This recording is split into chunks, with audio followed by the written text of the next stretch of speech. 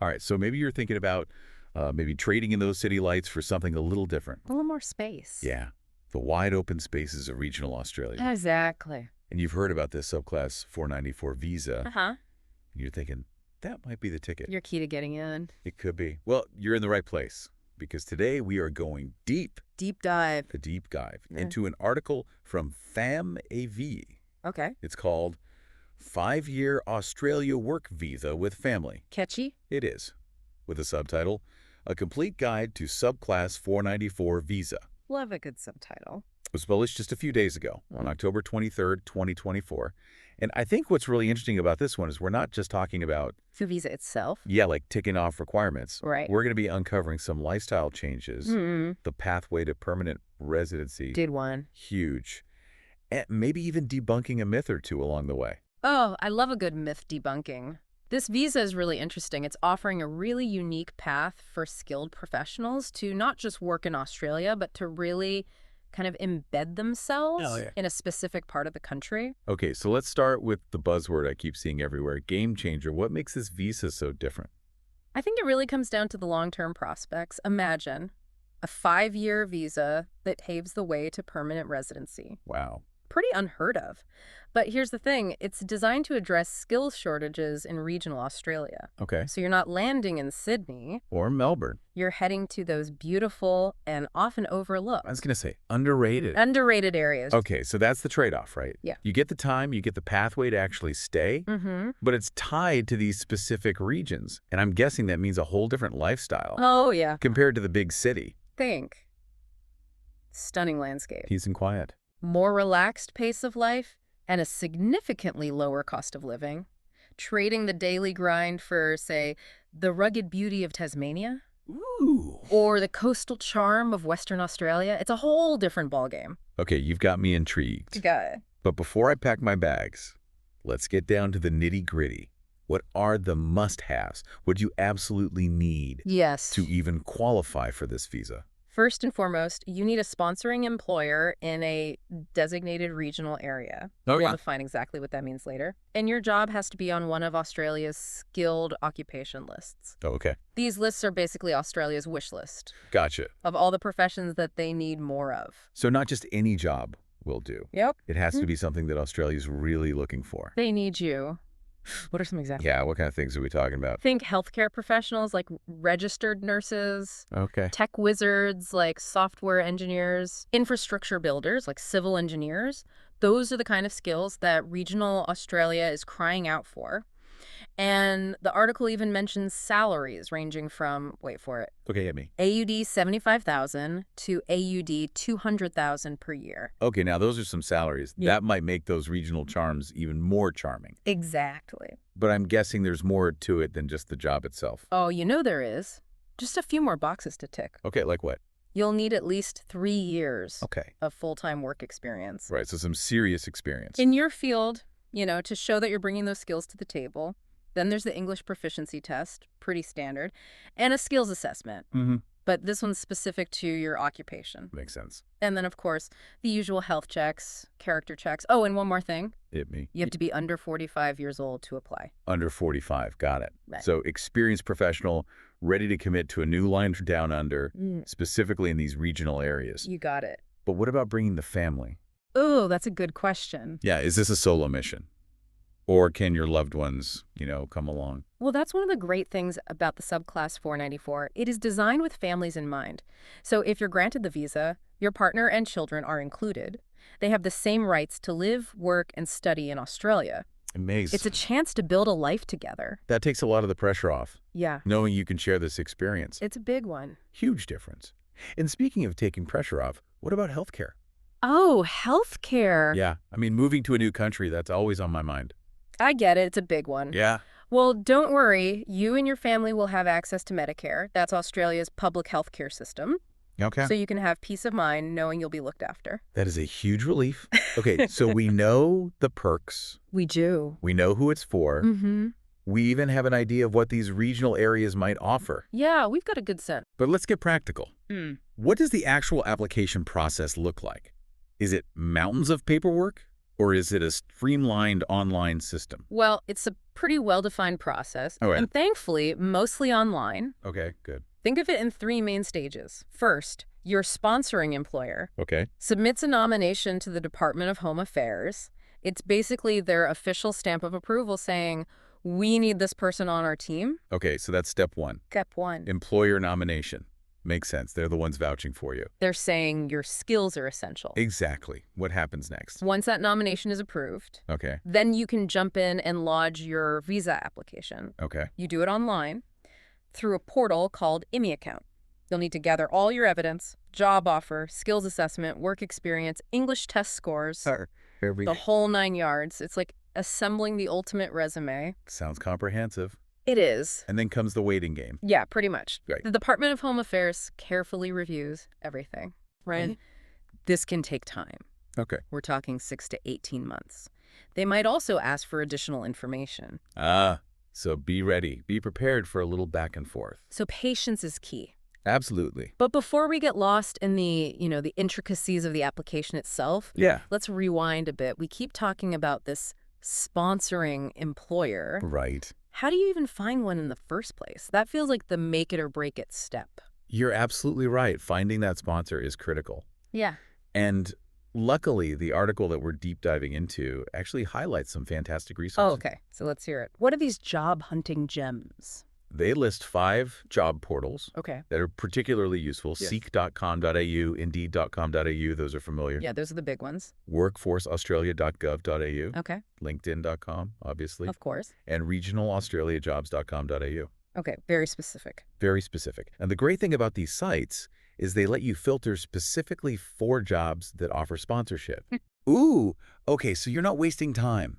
You cut through the noise? You're targeting it. Exactly. Okay, that's a huge time saver. So you're making sure your efforts are going towards opportunities that actually work with this visa. Exactly. It's all about being strategic. I love that. Yeah. This is already so much more insightful than just like reading a dry list of requirements. Right. I'm starting to really get an idea of the strategy. I like that. So we found the dream job. Okay. We're picturing ourselves in this, idyllic regional town. Mm-hmm. We've navigated the visa application. Yep. We're living the dream. Living the dream. What happens after those initial 5 years on the Subclass 494? Right. Good question. That's where this permanent residency kicks in, You right? got it. After 3 years on the Subclass 494, Yeah.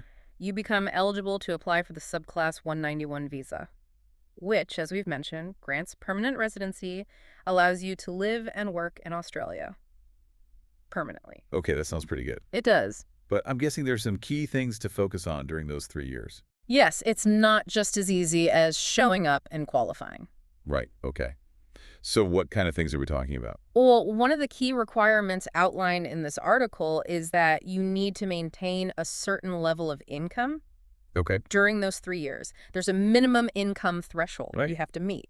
So you're not just enjoying the lifestyle, you're proving you can build a life there. Exactly. What do those thresholds look like? Well, the specific thresholds actually depend on a few factors, like your occupation and the region where you're living. So it's worth doing a little research. Right, tailoring it. Tailor it to your situation. Okay, income, but that's just one piece of the puzzle. One piece. You also need to remain employed with your sponsoring employer Okay, and, of course, continue living of course, yeah. in that designated regional area. Okay, so consistency is key. Consistency is key. It's like a probationary period in a way. Yeah. You're demonstrating your commitment. You're all in. You're showing that you're truly invested in building a life there, not just a temporary pit stop. Okay, yeah, that makes sense. Right. Given the purpose of the visa, Exactly. it's to support that regional development. Bring those skills. Yeah, it's mutually beneficial, isn't it? I think so. Skilled professionals, they get the chance to create a new life. Mm-hmm. The regions get the talent they need to thrive. Couldn't agree more. Win-win situation. It is, when you think about it. But let's be realistic. Okay. No major life change comes without its challenges. True. Moving to a new country, even one as amazing as Australia. It's going to have its hurdles. Exactly. And I think it's important for anyone listening, to go into this with a realistic perspective. Definitely. What are some things people should be prepared for? What are some of the downsides that people don't always talk about? Well, one thing that often comes up is isolation. Okay, yeah. Regional areas, by their nature, are more spread out Right. than major cities, so you might find yourself further away from your family and friends. Back home, It's a big move. It is, and building a new social network takes time and effort. It's not just about that physical distance. It's about adjusting to a whole new culture and way of life. And even though Australia is an English-speaking country, Right. there are still some subtle cultural differences Yeah, for sure. that can take some getting used to. And the practicalities, right. Finding housing, transportation, healthcare providers, all of those things can be trickier Oh, definitely. when you're not in a major city. Yeah, and you might have fewer options. Right. Less resources. You've got to be adaptable. Yeah, things might not always go to plan. You've got to be resourceful, flexible. A sense of adventure. Yes. And a willingness to embrace the unknown. Because moving to a new country and embracing a whole new lifestyle is an adventure. It is. But while there are definitely challenges, the rewards can be just as significant, if not more so. Oh, yeah. The opportunity to live in a stunning part of the world, build a career, create a life that really aligns with your values. That's pretty appealing.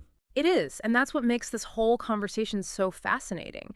It really challenges our preconceived notions of what it means to, work abroad. It's not just about climbing the corporate ladder. Right? It's about finding a place where you can connect with your surroundings, build genuine connections, and create a life that feels authentic. I love that it's a different kind of ambition. It is. It's prioritizing well-being, connection, a sense of belonging. Exactly. This has been such an insightful conversation. We've covered the intricacies of the Subclass 494 visa, explored the allure of regional living, and we've uncovered both the challenges and the rewards that come with this really unique path.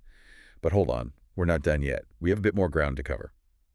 We'll be back in a moment to wrap up our deep dive. Don't go anywhere.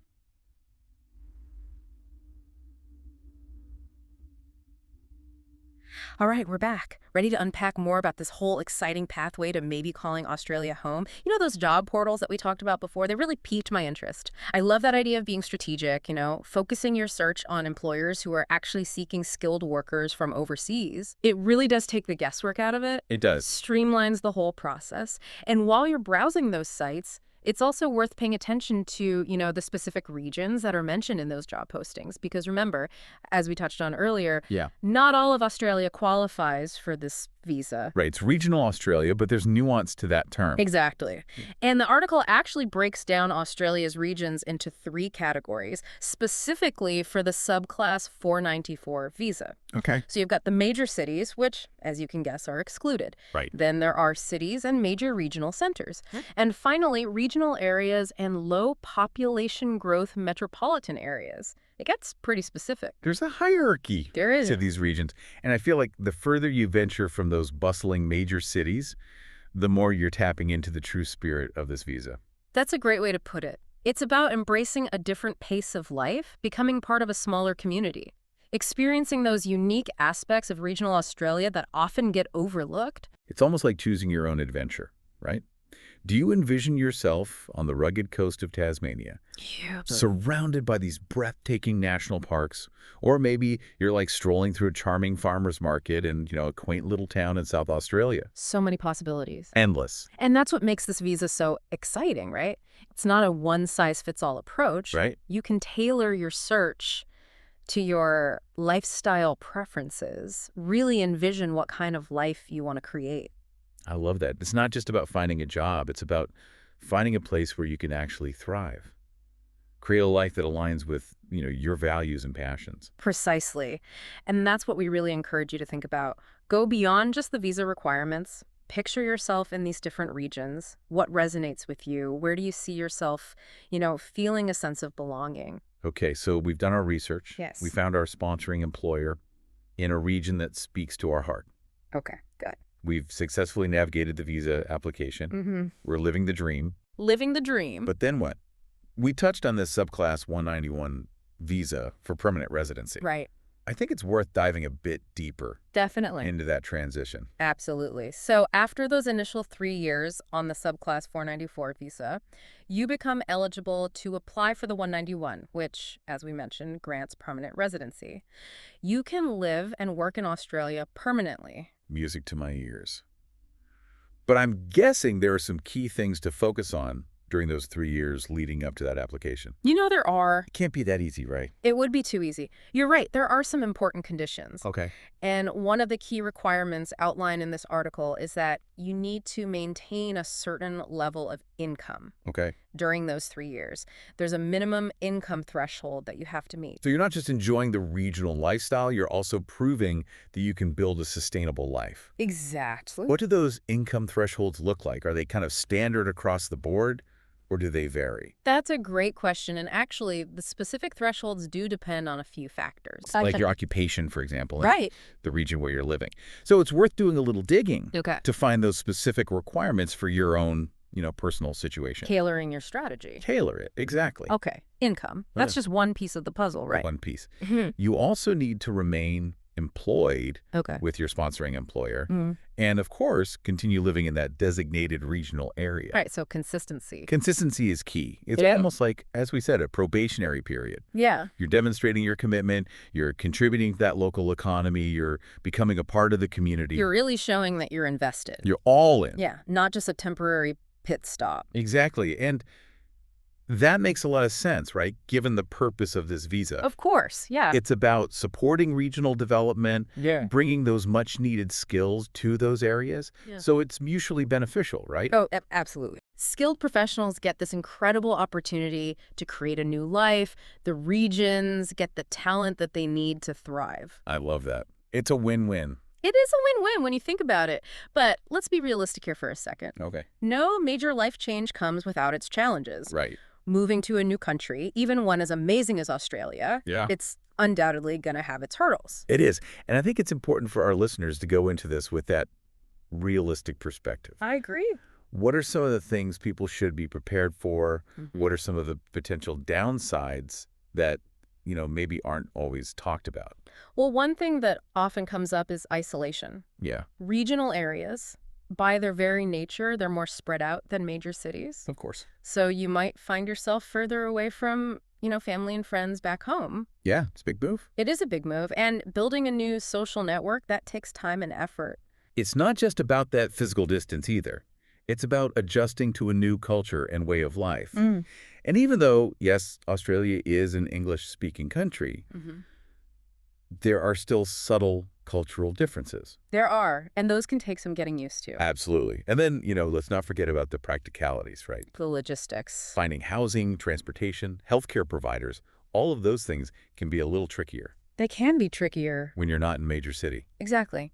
You might have fewer options, fewer resources available. You really have to be adaptable. Yeah, flexible, resourceful, like things aren't always going to go according to plan. Exactly. So having that sense of adventure, that willingness to embrace the unknown, that's going to go a long way. Because let's face it, moving to a new country, embracing a whole new lifestyle, that is an adventure. It is an adventure, but while there are definitely challenges, I think, the rewards can be just as significant, if not more so. Oh, for sure. I mean, the opportunity to live in this stunning part of the world, to build a fulfilling career, create a life that really aligns with your values, that's incredibly appealing. It is. And it makes this conversation so fascinating It does. because it challenges those preconceived notions of what it means to, work abroad. It's not about climbing the corporate ladder. It's about finding that place where you really connect Yes. to your surroundings, build genuine connections, create a life that feels authentic to you.